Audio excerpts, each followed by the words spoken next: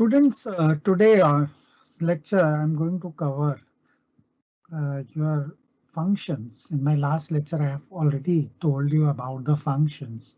There are 4 categories of functions available in your syllabus: statistical, mathematical, financial, and logical. Let us start with one of the functions. Uh, if I say mathematical function, then I can start with one of the mathematical function which is very much known to you is round function. Before going to that function, I have something for you. I have one example. I'm showing you one example how these functions can be used. In my previous lecture, I have already told you about the functions. Functions are nothing but inbuilt programs. Inbuilt programs means programs are there which are used for specific task. If I say sum function, sum means sum for means sum means total. So how to write that function? This is very important. How to write a function? This is one cell. आप लोगों को दिख रहा होगा screen पर, ये एक cell है जो एक कॉलम का है और उसकी रो 1 है. In this particular cell we have to write the function. With one example, I am going to clear this, how we use these things. इसको कैसे करते हैं हम लोग, इसको अच्छे से समझ लेते हैं कि इसको किया कैसे जाता है. तो let us take one example. उस example की हेल्प से बच्चों आप इसको बहुत आराम से समझ लेंगे, आपको दिक्कत नहीं आएगी. मैं एक एग्जाम्पल आपको दे रहा हूँ और साथ में ये भी बता रहा हूँ बच्चों, स्टूडेंट्स आपको ये बहुत अच्छे से समझ में आएगा कि हम एक्सेल में जब काम करते हैं तो एक्सेल में हमें कुछ चीजों के एडवांटेज भी मिलते हैं. जैसे कि मैंने आपको लास्ट क्लास में बोला था, हम एक नंबर सीरीज जनरेट करना चाहते हैं. वो एक के गैप की है, जैसे 1 2 3 4 5 6 7 8 9 10. आप इस तरह से एक सीरीज जनरेट करना चाहते हैं तो आप क्या करेंगे? You just write 1, then in second cell you just write 2, select both the cells, दोनों सेल्स को सेलेक्ट करो और यहाँ पर एक नीचे आप डॉट देख रहे होंगे. ये डॉट पर जब आप जाएंगे तो इस आपके कर्सर का स्टाइल जो है और साइज छोटा हो जाएगा. आप इसको ड्रैग करके जहां नंबर तक आप ले जाना चाहते हैं, जितनी भी सीरीज आप निकालना चाहते हैं उतनी सीरीज तक आप इसको पेस्ट कर सकते हैं. देखिए 1 2 तो सिर्फ आपने टाइप किया था, 2 चीजें, लेकिन 3 4 5 6 7 8 9 10 ये सीरीज ऑटोमेटिकली जनरेट होके आ गई. क्यों होके जनरेट होके आ गई स्टूडेंट्स? क्योंकि 1 और 2 के बीच में एक का डिफरेंस है, एक ऐड हो गया है, तो 2 के बाद उसने ऐड कर दिया 3, 3 के बाद ऐड कर दिया 4. These are inbuilt functions. अब हम अपना एक छोटे फंक्शन की हेल्प से इसको समझते हैं कि एक्सेल में फंक्शंस जो होते हैं वो किस तरह से हमारी हेल्प करते हैं. मैं कुछ डेटा टाइप कर रहा हूं. मान लीजिए ये बच्चों के परसेंटेज के मार्क्स हो सकते हैं, इनको देख सकते हैं हम लोग. Suppose these are marks. किसी एक स्पेसिफिक सब्जेक्ट में बच्चे ने मार्क्स लिए हैं, लेट से हिंदी में सब्जेक्ट में मार्क्स लिए हैं स्टूडेंट ने. इस सब्जेक्ट को हम टोटल करना चाहते हैं कि टोटल स्टूडेंट्स का क्या था और उसके साथ साथ हम उसकी परसेंटेज भी निकालना चाहते हैं. इसी की तरह मैंने एक और सब्जेक्ट ले लिया, कंप्यूटर. कंप्यूटर में लेट से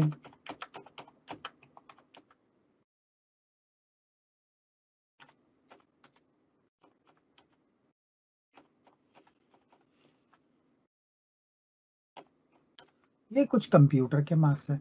अब मैं कुछ टोटल लगाना चाहता हूँ, सम करना चाहता हूँ इन दोनों पेपर्स का कि टोटल हिंदी और कंप्यूटर में मार्क्स को परसेंटेज निकालने के लिए मुझे पहले टोटल करना होगा और फिर उसके बाद मैं उसकी परसेंटेज को निकालूंगा.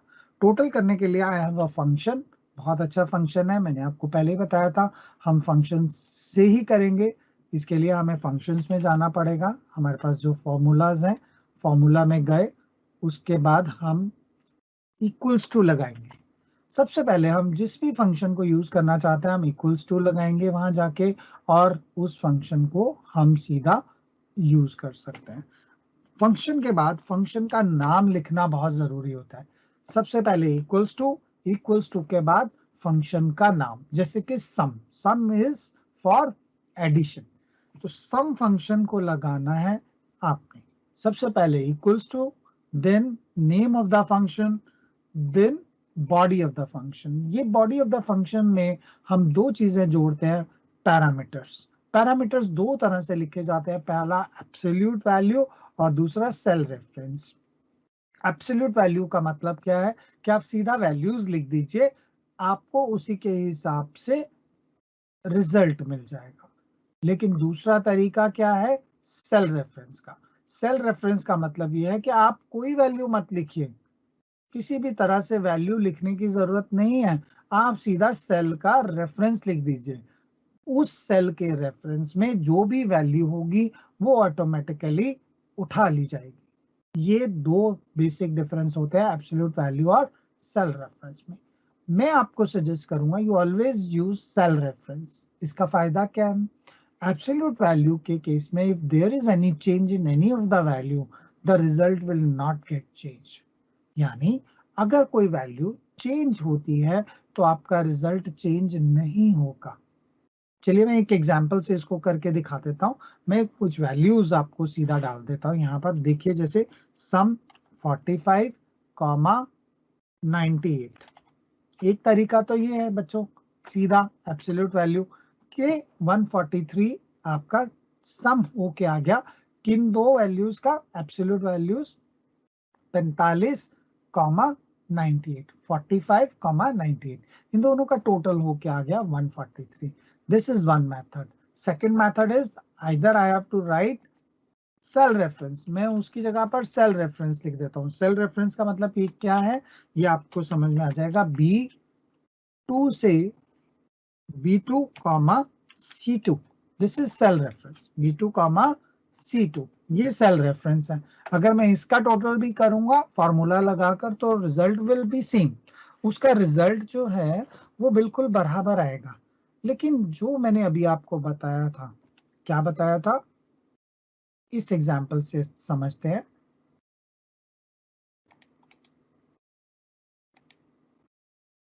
मैं टोटल एक और बार यहां कर देता हूं, sum 45, 98, result is same, but क्या डिफरेंस क्या है दोनों के बीच में, if there is any change in any of the value result will automatically get change.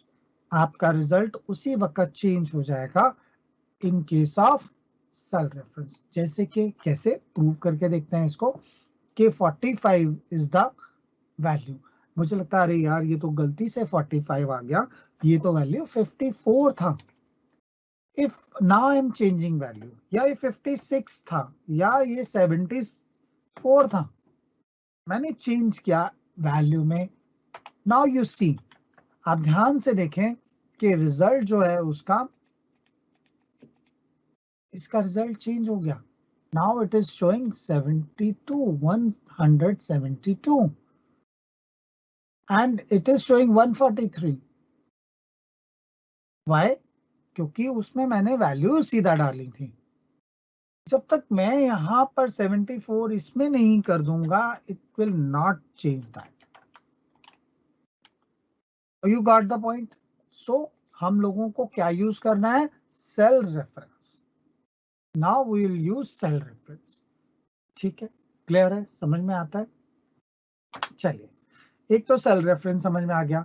अब दूसरा जो इसमें आपको ध्यान रखने वाला है वो है कि when we are applying any of the formula in any of the cell, then we have to take care of cell references। हमें सेल रेफरेंस का भी ध्यान रखना पड़ेगा।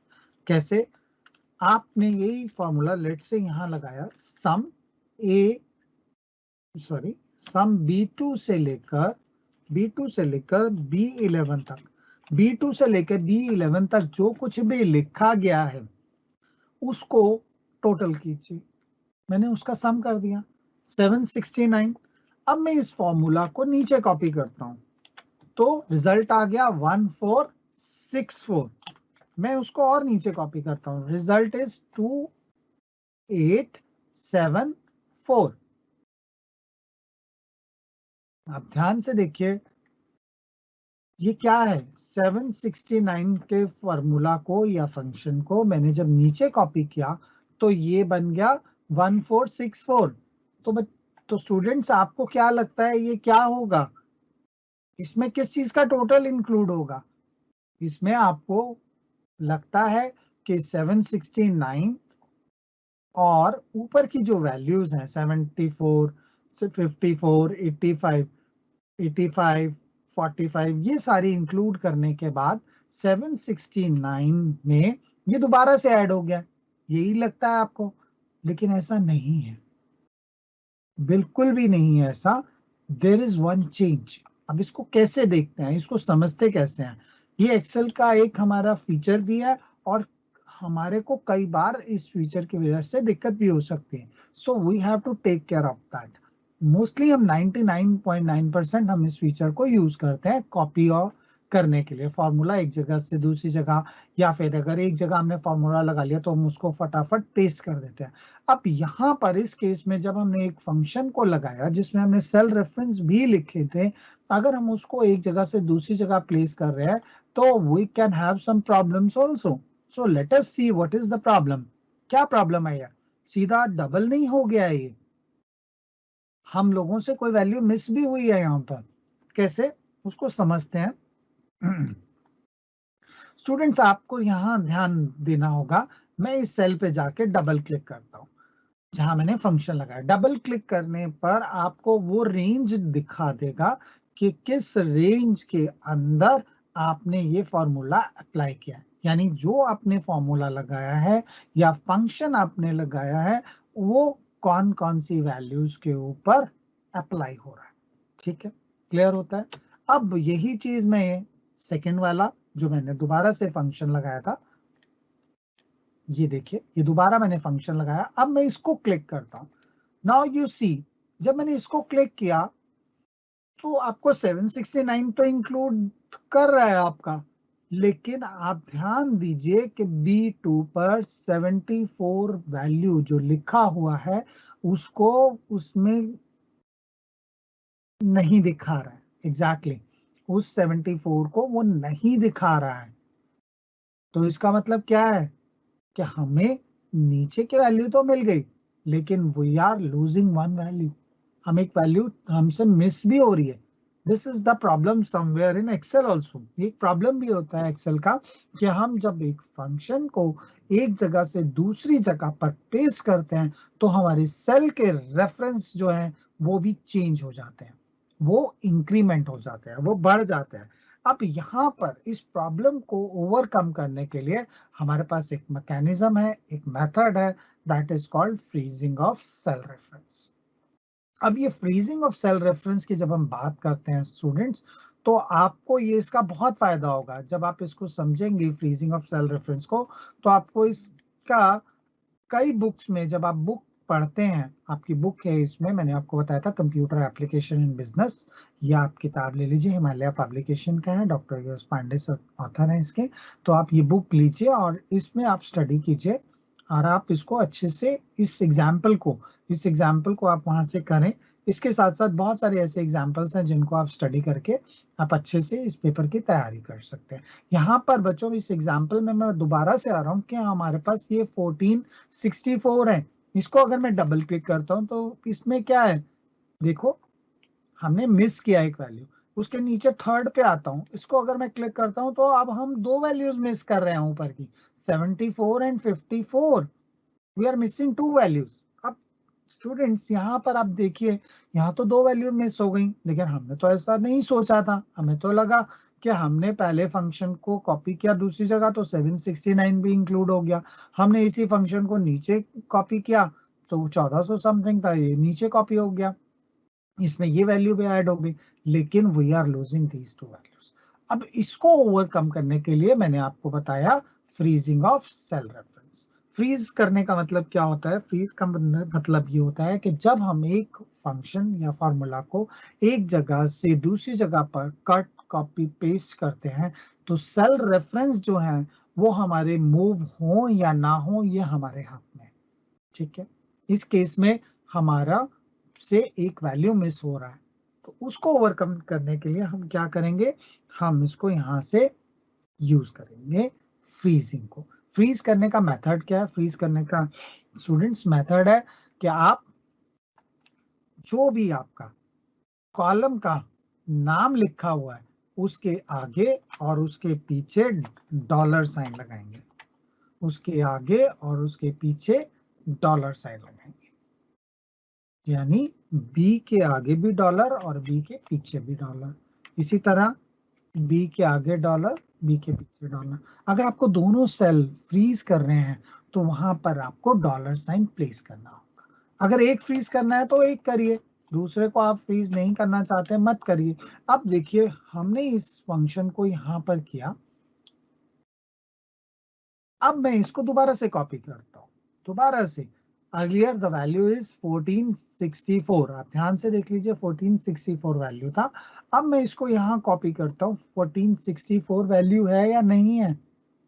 नाउ इट इज शोइंग 1538 और इसको डबल क्लिक करके देख लेते हैं। डबल क्लिक करके देखने से हमें क्या पता लग रहा है कि वैल्यू जो है वो 74 से ही शुरू हो रही है और जहां तक हमने ली है उसको वो दिखा रहे हैं। मैं इसको नीचे पेस्ट कर देता हूं। Now it is showing 3076। बच्चों अब आपके दिमाग में एक बहुत बड़ा क्वेश्चन आ रहा होगा, वो ये कि मैंने पहले वाले को फ्रीज किया, दूसरे वाले को फ्रीज क्यों नहीं किया। यानी मैं दूसरे वाले को फ्रीज करना चाहता तो उसका रिजल्ट क्या होता। यहां पर ध्यान रखिए आप कि जब हम जिस सेल रेफरेंस को फ्रीज करते हैं तो इसका मतलब B2 तो शुरू हर बार होगा, लेकिन अगर मैंने B11 को भी अगर फ्रीज कर दिया तो वो जब भी रिजल्ट दिखाएगा उसमें B11 ही तक का रिजल्ट दिखाएगा। यानी अगर मुझे ये सिर्फ 769 या B2 से लेके B11 तक का ही फिगर हर जगह चाहिए तो मैं B11 को फ्रीज करूंगा, अदरवाइज मुझे B11 को फ्रीज करने की जरूरत नहीं है। जैसे B2 से लेके B11 तक का जितना भी डेटा है, अगर मैं सिर्फ उसी डेटा को अलग अलग सेल्स में ले जाना चाहता हूँ, कॉपी करना चाहता हूँ, तो आप देख सकते हैं कि B2 से लेके B11 दोनों को फ्रीज कर दिया। लेकिन अगर मैं B11 को फ्रीज नहीं करता हूँ तो क्या होगा, B11 को फ्रीज ना करने से एक फायदा क्या होगा कि जब मैं सीरीज में आगे जा रहा हूँ, जब मैं इसको आगे पेस्ट करने ले जा रहा हूं तो B11 B12 बन जाएगा, इसी तरह B12 B13 बन जाएगा। यानी मैं नीचे वाला डेटा इंक्रीज होने पर भी उसको यूज कर रहा हूं, उसको भी ऐड करता जा रहा हूं। इसी एग्जांपल को एक बार दोबारा से आप लोगों को बता देता हूं कैसे करना है इसको। पहले आप इक्वल्स टू लिखेंगे, फिर फंक्शन का नाम लिखेंगे, फिर ब्रैकेट स्टार्ट, जैसे कि फंक्शन में होता है। फंक्शन में दो चीजें आपको ध्यान रखनी होती है, पहले इक्वल्स टू, फिर फंक्शन का नाम और फिर उसकी बॉडी। बॉडी में मैंने आपको बताया क्या चीजें आती हैं। बॉडी में आप एब्सोल्यूट वैल्यू और सेल रेफरेंस लिख सकते हैं। इसको जो हम बात करते हैं टेक्निकल लैंग्वेज की तो इसको पैरामीटर्स भी बोला जाता है। Parameters can be change, name of the function can not be change but parameters of a function can be change. और किस तरह से, दो तरह से पैरामीटर्स आप दे सकते हैं, absolute value and cell reference. ठीक है स्टूडेंट्स, यहाँ पर एक चीज और ध्यान देने वाली बात है, मैं एग्जांपल को एक बार दोबारा आपको समझा रहा था कि जब हम यहाँ पर मान लीजिए मैंने C2 से लेकर फ्रॉम एंड टू कोलन लगाएंगे, इसके लिए C11 तक को यूज किया और ब्रैकेट क्लोज किया, मेरे पास इन दोनों का सम आ गया। फिर मैंने आपको बताया था कि जब मैं सिर्फ इसी को कॉपी करता हूं तो ये 1538 जो टोटल आया है ये टोटल मेरा C3 से लेकर C12 तक का है। मैं आपको फिर दोबारा दिखा देता हूँ कैसे। ये देखो इसमें तो C2 से C11, लेकिन जब मैं इसको क्लिक करूंगा तो C3 से C12। इसको ओवरकम करने के लिए what I am doing, I have to freeze the cell reference. मुझे फ्रीज करना है cell reference by putting dollar sign ahead and behind of column. जो हमारा कॉलम है उस अल्फाबेट के आगे और पीछे मुझे डॉलर साइन लगाना पड़ेगा। जैसे मैंने ये डॉलर साइन लगाया सिर्फ ऊपर वाले के लिए, नीचे वाला जो फिगर है जो मेरा C11 है मैंने इसके आगे डॉलर साइन नहीं लगाया है। What is the benefit of not putting dollar? The benefit of this is to use the series. और ये series जो है हमारी ये include होगी. Now we can add this series in our calculation. So students, in this example you can easily understand the concept of how to apply function and how to work with a function. यहाँ पर आप इस function को देख सकते हैं कि किस तरह से आप फंक्शंस को अप्लाई कर सकते हैं. एक एग्जांपल को और थोड़ा एलैबोरेट कर लेते हैं. जैसे कि यहाँ पर मैं इसको सम कर रहा हूँ, सम B2, C2, B2, C2 total आ गया. ठीक है, अब मैं इसको कॉपी करता हूँ. देखिए अब ये फंक्शन मैंने यहाँ कॉपी किया, B2 और C2 लिखा था, लेकिन जब मैंने इसको कॉपी किया तो B3 C3 हो गया, यानी वो B3 और C3 का डेटा उठा रहा है और मुझे वही चाहिए. तो यहाँ पर मेरे लिए एडवांटेज है. So this is an advantage for me, जिसको हम बहुत ज्यादा यूज करते हैं. लेकिन जब हम यहाँ पर इस तरह की कैलकुलेशंस में जहां हम फंक्शन को एक जगह से दूसरी जगह पर सेम वैल्यू लेके जाना चाहते हैं, तो हमें क्या करना है, फ्रीज करना है. और अगर हम अलग अलग वैल्यूज को ऊपर की सीरीज को कंटिन्यूअस रखना चाहते हैं, उसको जरूर लेना चाहते हैं, ऐड करना चाहते हैं, तो हम डॉलर साइन करेंगे. और अगर नीचे वाली सीरीज में चेंज चाहते हैं तो उसमें डॉलर साइन नहीं लगाएंगे. और अगर नीचे वाली सीरीज में भी ऐड करना चाहते हैं तो वहां पर भी हम डॉलर साइन को लगाएंगे. ठीक है, क्लियर होता है कॉन्सेप्ट. तो दिस इज द फंक्शन. यहां से हम फंक्शन को समझते हैं कि हम फंक्शन को लगाते तो हैं, लेकिन जब हम इसको अप्लाई करते हैं, आप लोगों को क्वेश्चन पेपर में अगर कोई इस तरह का फंक्शन लिखने के लिए दिया है और आपको उसके अगेंस्ट वैल्यूज लिखनी है, तो आप इस चीज का ध्यान रखेंगे कि आप फंक्शन को कॉपी पेस्ट करते हुए उनके सेल के रेफरेंसेस जरूर चेंज करेंगे. और जहां से आप किसी स्पेसिफिक वैल्यू को उठाकर दूसरी जगह लेकर जा रहे हैं, वहां पर आप उसको फ्रीज जरूर करेंगे. तो this is freezing of cell reference. बहुत सारी बुक्स में बच्चों ये डॉलर साइन लगा होता है, तो आपको डॉलर साइन देख के उसमें किसी भी तरह का कंफ्यूजन नहीं होना चाहिए. उसमें इसलिए डॉलर साइन लगा होता है क्योंकि वो वैल्यूज को स्किप नहीं करना चाहते, वैल्यूज को अपने फॉर्मूला में उन वैल्यूज को कंटेन करके रखना चाहते हैं, उन वैल्यूज को लेना चाहते हैं. यहाँ पर बच्चों एक चीज और ध्यान रखने की बात है कि जब हम किसी भी फंक्शन को यूज करते हैं तो दो चीजें होती हैं, पहला फंक्शन का नाम और दूसरा parameter. When we are using any of the function, then there is a need of two things. One, name of the function. Second, parameter of the function. Name of the function cannot be changed. Function का नाम कभी भी change नहीं होता है, but parameters always change. Parameters change होते हैं, वो भी मैंने आपको बताया. Absolute value और cell references आप कहीं पर सीधा values देके कर सकते हैं और कहीं पर cell के references को देकर कर सकते हैं. एक चीज और यहाँ पर आपको समझ लेना है कि जब भी हम किसी भी क्वेश्चन को अटेम्प्ट करते हैं, तो हम एग्जाम्पल को जब देते हैं तो वहां पर एग्जाम्पल के साथ साथ जब हम उसकी कैलकुलेशन, क्योंकि we will not use any computer, जब हम आप इसका आंसर लिखेंगे और थ्योरेटिकली जब एग्जाम देंगे आप, तो वहां पर आपको सॉल्यूशंस लिखने हैं और सॉल्यूशन में एग्जाम्पल लिखने हैं. एग्जाम्पल जब आप लिखेंगे तो वहां पर आप सेल रेफरेंसेस देंगे सीधा. और इसके साथ साथ आपको कुछ कैलकुलेशंस के लिए मैंने बोला था कि कैलकुलेशंस हम एक्सेल में किस तरह से करते हैं. यहाँ पर ध्यान देने वाली बात है कि हम कुछ मैथमेटिकल ऑपरेटर्स यूज करते हैं. मैथमेटिकल ऑपरेटर्स क्या है हमारे पास, जैसे कि हम लोग प्लस साइन, यहाँ ध्यान से देखिए आप, मैं थोड़ा साइज बड़ा करता हूँ. प्लस एडिशन के लिए यूज करते हैं फॉर्मूला में, माइनस सब्ट्रैक्ट करने के लिए यूज करते हैं. इसी तरह मल्टीप्लाई करने के लिए आप साइन यूज करते हैं नॉर्मली, बट एक्सेल में ये साइन एक्सेप्टेबल नहीं. एक्सेल में you have to write star, आपको वहां स्टार बनाना है. आप क्रॉस वाला साइन जो है, जो मैंने आपको दिखाया था, ये साइन आपका एक्सेप्टेबल नहीं है. This is wrong. एक्सेल में ये साइन एक्सेप्टेबल नहीं है. जब अगर आप कभी भी एक्सेल का एग्जाम्पल कोड कर रहे हैं और वहां पर आप फॉर्मूला या कैलकुलेशंस कर रहे हैं, तो डू नॉट यूज दिस. वहां पर अगर आप ऐसा लिखेंगे तो आपके मार्क्स नहीं मिलेंगे.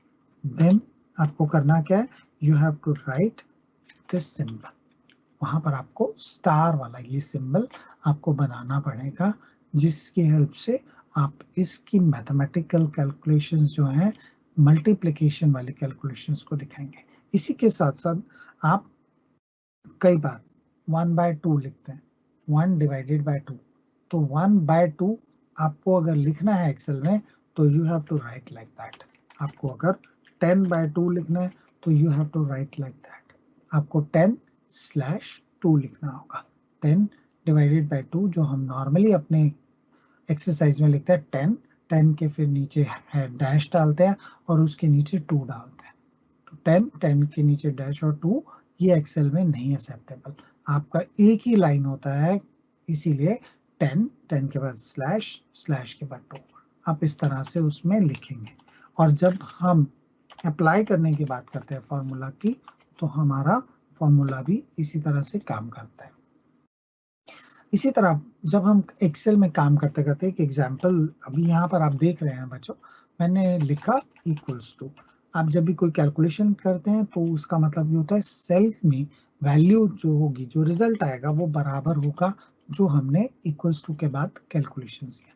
यहाँ पर आप देखिए मैंने 10/2 किया तो मुझे रिजल्ट मिलना चाहिए क्या, 5, लेकिन यहाँ तो रिजल्ट 5 के अलावा कुछ और भी लिखा जा रहा है। तो इस तरह की प्रॉब्लम्स आती हैं एरर्स में, लेकिन हम इसको आराम से कर सकते हैं। हमें इसके लिए क्या करना है, राइट क्लिक करना है, फॉर्मेट सेल में जाना है। फॉर्मेट सेल जो है हमारा, वो हमारा हेल्प करता है कि किस फॉर्मेट को कॉलम में आपने यूज करना है। अगर आप जनरल लेते हैं इसको तो जनरल में आ जाएगा। नंबर लेते हैं आप, नंबर का मतलब न्यूमेरिक से है, न्यूमेरिक आएगी। लेकिन न्यूमेरिक के साथ साथ आपको एक चीज का और ध्यान रखना है कि जब हम कोई चीज नंबर में लिखते हैं तो नंबर्स में वो डेसिमल में भी हो सकती है, ये डेसिमल में भी हो सकती है। अब ये अगर डेसिमल में है तो फिर कैसे करना है, तो आपके पास ऑप्शन है डेसिमल के बाद कितने प्लेसेस तक करना है। आप इसको हटा भी सकते हैं और बढ़ा भी सकते हैं। मैंने यहाँ पर इसको हटा दिया, नाउ इट इज शोइंग 5। अगर डेसिमल में रखता तो क्या करता, उसी तरह फॉर्मेट सेल में जाए, देखें मैंने इसको नंबर सेलेक्ट किया और डेसिमल के बाद 2 प्लेसेस तक दिया, तो इट इज शोइंग 5.00। स्टूडेंट्स एक चीज यहाँ पर और ध्यान रखें कि जब हम फॉर्मेट सेल में जाते हैं तो क्या करना है, जिस सेल में हमने ये चेंजेस करने हैं उसमें हम राइट क्लिक करेंगे, फॉर्मेट सेल में जाएंगे, तो यहाँ पर बहुत सारी आपके पास कैटेगरीज है। पहला जनरल है, जनरल के केस में आपसे कोई डेसिमल नहीं मांगा जाएगा, जैसे कि आप यहाँ देख सकते हैं, नो डेसिमल। दूसरा, जब आप नंबर के केस में करते हैं तो वहां पर आपसे पूछा जाता है कि नंबर्स आप सेलेक्ट कर रहे हैं इस वाले सेल में तो वो कितने डेसिमल प्लेसेस तक है।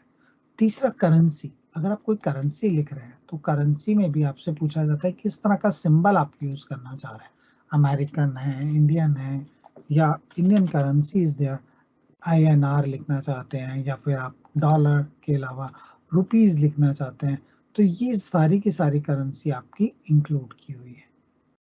देखिए आप ध्यान से देखिए, तो हम लोग रा भी लिख सकते हैं, रुपीस के लिए सिंबल आर है, ठीक है।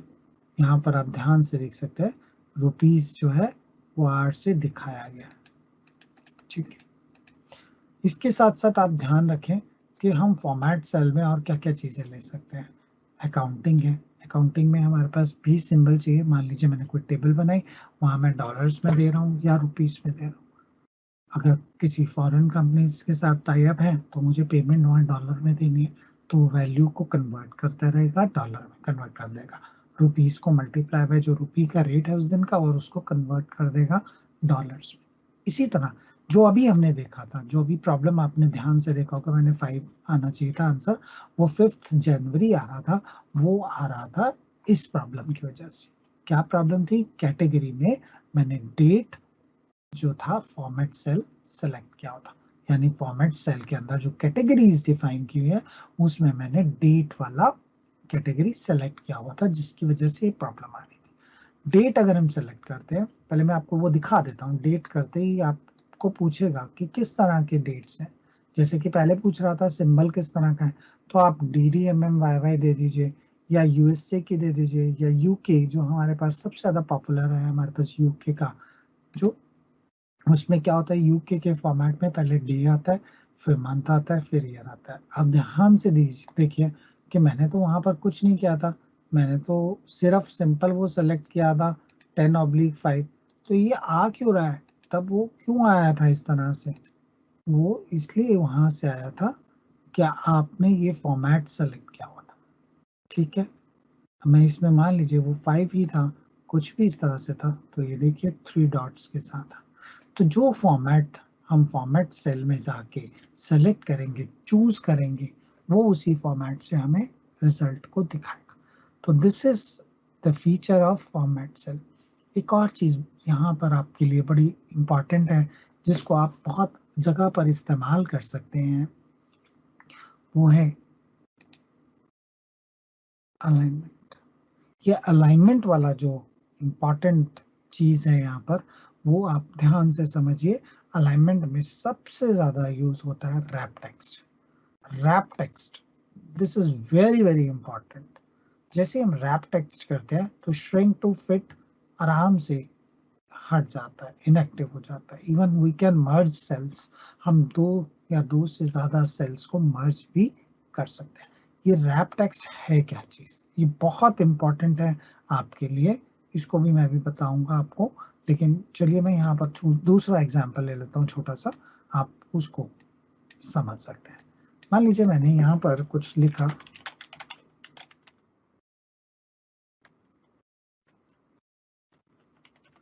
कुछ भी लिखा। अब ये एक्चुअल में ये सारा का सारा एक सेल में लिखा, मैंने इसको राइट क्लिक किया, फॉर्मेट सेल में गया, वहां अलाइनमेंट में गया और रैप टेक्स्ट को सेलेक्ट कर लिया। नाउ यू सी कि आपका वो सारा का सारा एक ही सेल में आ गया। यानी आपको सेल को, कई बार ऐसी ऑप्शंस आपके पास नहीं होती कि आप सेल के साइज को बढ़ा कर दें, आपका सेल का साइज उतना ही रखना है। तो उस केस में आपके पास क्या ऑप्शन होती है, रैप टेक्स्ट। यानी टेक्स्ट को इस तरह से फोल्ड कर दिया जाए ताकि वो टेक्स्ट उसी कॉलम के अंदर एडजस्ट हो जाए। This is the beauty of this. Now you see कि किस तरह से हमारा इस्तेमाल होता है।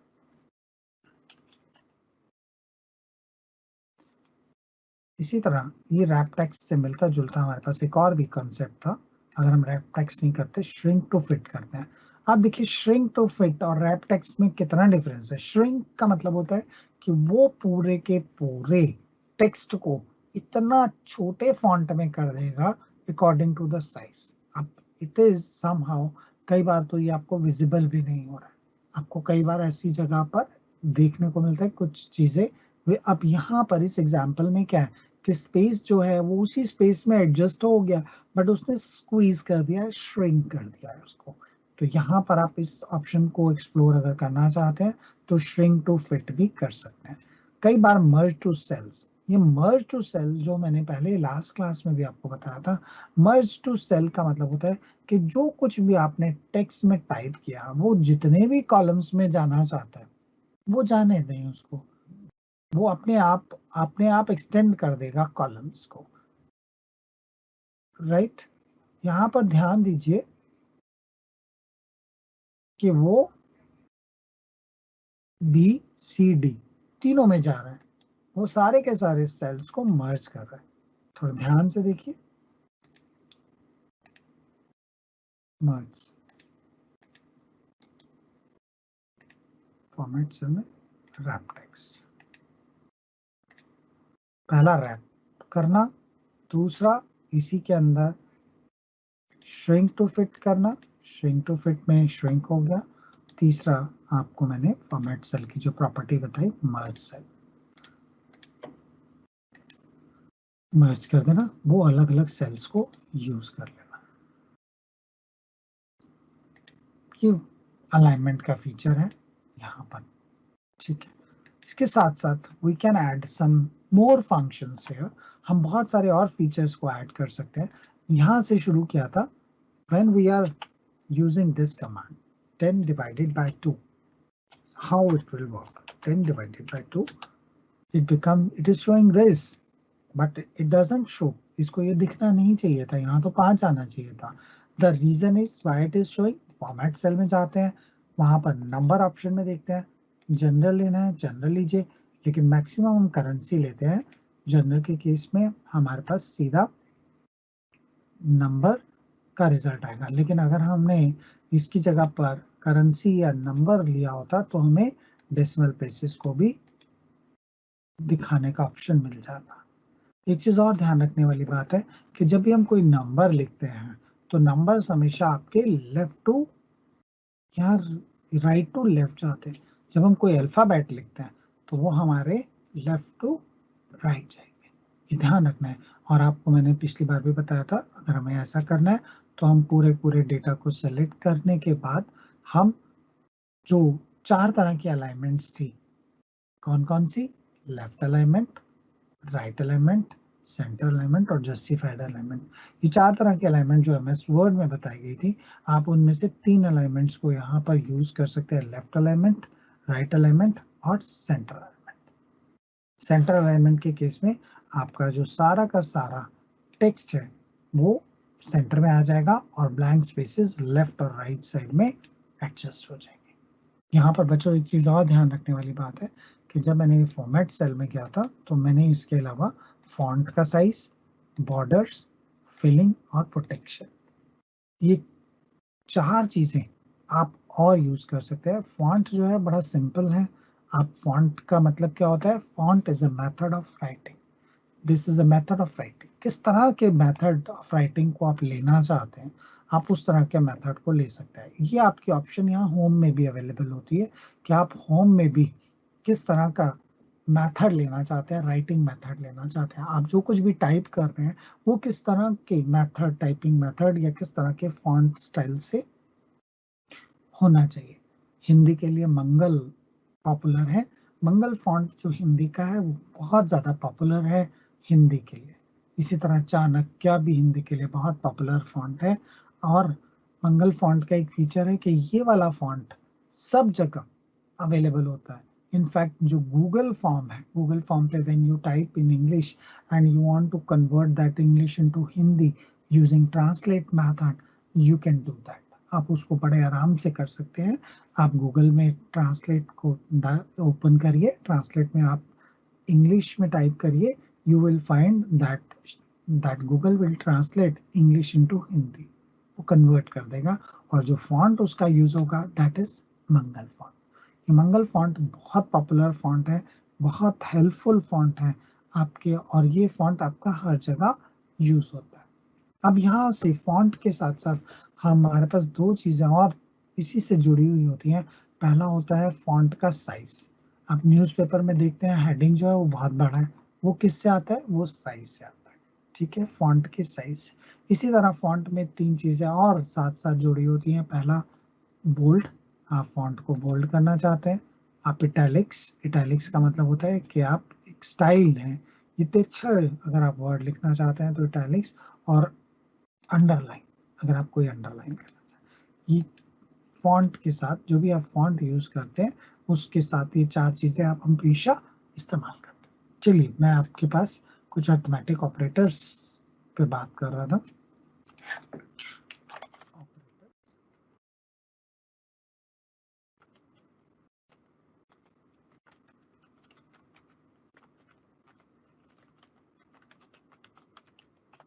ऑपरेटर्स कौन कौन से आपके फॉर्मूलाज या ऑपरेटर्स आप यूज कर सकते हैं आप अपने एक्सेल में। प्लस, माइनस, मल्टीप्लाई, यहाँ पर डिवाइड वाला ऑप्शन था।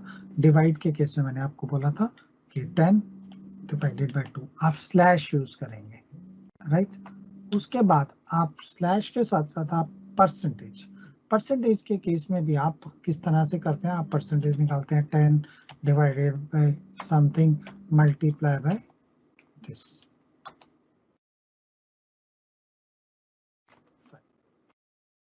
आप इस तरह से परसेंटेज अगर निकालना चाहते हैं तो परसेंटेज भी निकाल सकते हैं। इसी तरह से कोई कैलकुलेशन करते हैं तो आप परसेंटेज निकालते हैं। लेकिन यहाँ पर ध्यान रखने वाली बात ये होती है कि जब हम परसेंटेज निकालने को कहते हैं तो परसेंटेज के लिए आपके पास बहुत सीधा साधा एक्सेल का ऑपरेटर है, एक एक्सेल का, उसमें आप सीधा का सीधा ऑपरेटर यूज कर सकते हैं, दैट इज परसेंटेज। ये परसेंटेज आप आराम से यूज कर सकते हैं किसी भी कैलकुलेशन में। जैसे मान लीजिए मैं चाहता हूं कि वैल्यू है इसका 10% क्या होगा, 10%। 100 का 10% क्या होगा, मुझे जो आप कैलकुलेशंस लिख रहे थे, आप 10% निकालने के लिए क्या करते हैं, 100 मल्टीप्लाई बाय 10 डिवाइडेड बाय 100, वो आप लिखते हैं नॉर्मली। और उसमें आप किस तरह से लिखते हैं, 10 फिर उसके नीचे डिवाइडेड बाय, ऐसे करके आप इस तरह से इसमें डालते हैं। लेकिन यहाँ पर इसका आपको ध्यान रखना है कि आपको 100 का 10% लेना है, तो मल्टीप्लाई बाय 10 और 10 के बाद सीधा परसेंटेज। आप सीधा परसेंटेज दे सकते हैं, आपको कोई प्रॉब्लम नहीं, आप सीधा परसेंटेज करें, वो सीधा कैलकुलेट करेगा। ठीक है, इसके साथ साथ यहाँ पर एक चीज और ध्यान रखिए आप, कि जब हम ये कैलकुलेशंस कर रहे हैं तो हमारे को एक चीज और ध्यान रखनी है कि हम 2 raise to the power 2 raise to the power 2 लिखना चाहते हैं, तो हम इसके लिए ये कैरेट साइन को यूज करते हैं, 2 raise to power 2। 2 raise to power 2 का मतलब क्या है, 2 की power 2, 2 raise to the power 2। या फिर हम इसके साथ साथ हम यहाँ पर एक्सेल में इस तरह से भी यूज कर सकते हैं, मल्टीप्लाई। जो एक्सेल का फॉर्मेट है वो आपको अलाउ करता है 2 कैरेट 2 फॉर्मेट से नंबर जनरल। फॉर्मेट सेल में जाके इसका साइन चेंज किया, मैं दोबारा करके दिखा देता हूँ, 2 मल्टीप्लाई बाय,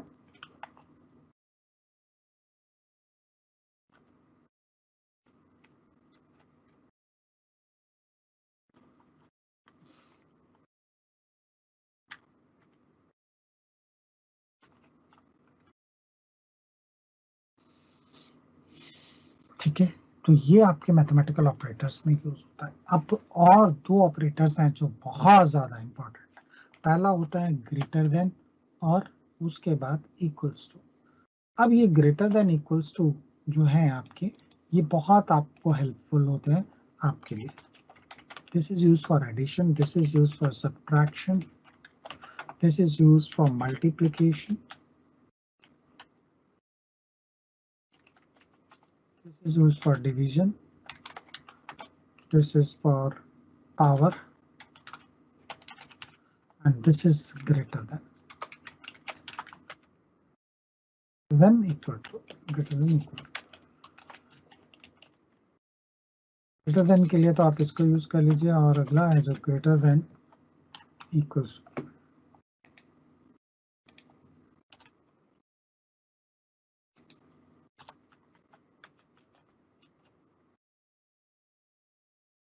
ग्रेटर देन के लिए तो आप वही सिंबल यूज करेंगे, लेकिन जब ग्रेटर देन इक्वल्स टू की बात आती है, तो ग्रेटर देन इक्वल्स टू में आप क्या सबसे ज्यादा यूज करते हैं, आप ग्रेटर देन का साइन बनाते हैं, और उसी के साइन के नीचे आप एक और साइन बना देते हैं, उसको आप ग्रेटर देन इक्वल टू में यूज करते हैं।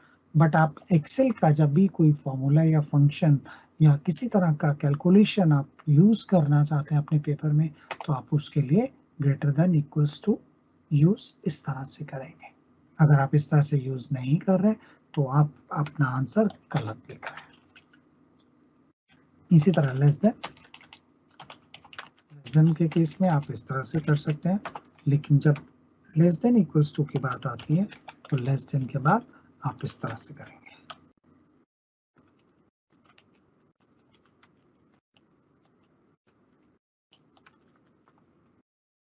ये आपको ध्यान रखना है, क्योंकि ये बहुत ज्यादा आप गलतियां करते हैं यहाँ पर बच्चों, कि आप लेस देन और ग्रेटर देन साइन तो आप यूज कर ही रहे हैं अपने मैथमेटिकल कैलकुलेशंस में, लेकिन जब लेस देन और इक्वल्स टू की बात आती है तो आप उसके नीचे एक स्लैश यूज कर देते हैं।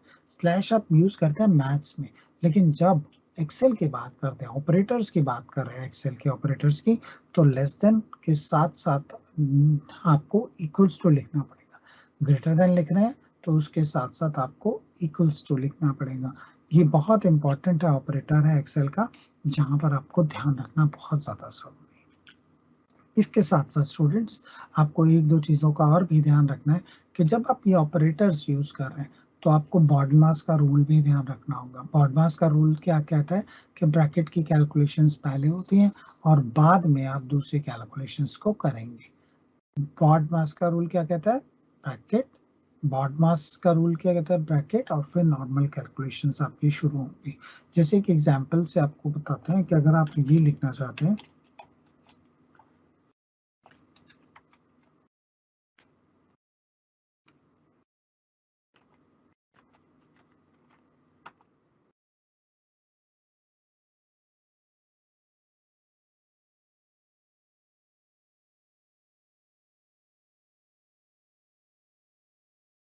तो आप उसको ब्रैकेट को कभी मिस मत करिए। ब्रैकेट वहां आपको लगाना ही है, आप उसको लगा के आराम से करिए। ठीक है, यहाँ पर एक चीज और ध्यान रखने वाली होती है कि आप अगर इस तरह की कैलकुलेशंस करेंगे जहां पर ये सिंबल दिए हुए हैं आपके, तो वहां पर आपको ध्यान रखना बहुत ज्यादा जरूरी है कि आप बॉडमास के रूल को फॉलो करते रहें। ठीक है, तो आप कभी भी मतलब इस तरह के केसेस में आप कभी भी पीछे नहीं हटिए, आप हमेशा ब्रैकेट के साथ कैलकुलेशंस को करिए। बॉडमास का रूल क्या कह रहा है आपको? पहले ब्रैकेट करिए, फिर उसके बाद उसकी कैलकुलेशन करिए। तो जब भी आप कोई फॉर्मूला या इस तरह का कोई फंक्शन इस तरह से आप अप्लाई करते हैं, तो आप ये ध्यान रखिए कि आप उसको पहले जिसको सॉल्व करना है उसको ब्रैकेट में सॉल्व कर लीजिए, बाद में अगर आपने कम या ज़्यादा या जिस चीज़ से उसको ऐड या सब्ट्रैक्ट करना है, आप उसी ढंग से उसको कर दीजिए। स्टूडेंट्स, यहाँ पर एक चीज़ और ध्यान रखने वाली है कि आप जब इन चीज़ों को कर रहे होते हैं तो आप ध्यान रखिए कि आप ये कैलकुलेशन के लिए सिर्फ यही सिंबल्स यूज करेंगे, यही ऑपरेटर्स यूज करेंगे। देखिए, ये कैलकुलेशन करने के बाद हमारा रिजल्ट इस तरह से आया।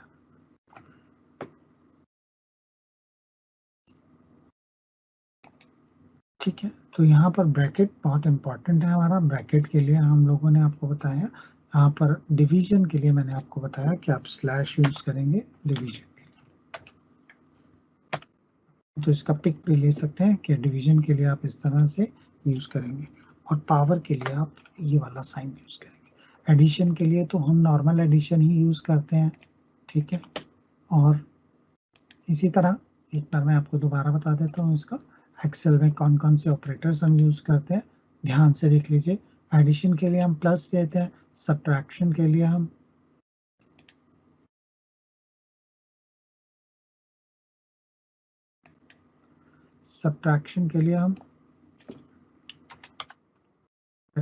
माइनस लेते हैं, मल्टीप्लिकेशन के लिए हम स्टार लेंगे इंस्टेड ऑफ दिस साइन। हम एडिशन के लिए प्लस, सब्ट्रैक्शन के लिए ये नॉर्मल हम इस तरह से इस्तेमाल करते हैं इसको, ये अलाउड नहीं है। डिवीजन में हम 1/4 लिखते हैं, हम स्लैश का साइन यूज करते हैं, स्लैश डिवीजन में हम इस तरह से करते हैं। पावर अगर हमें लिखना होता है तो हम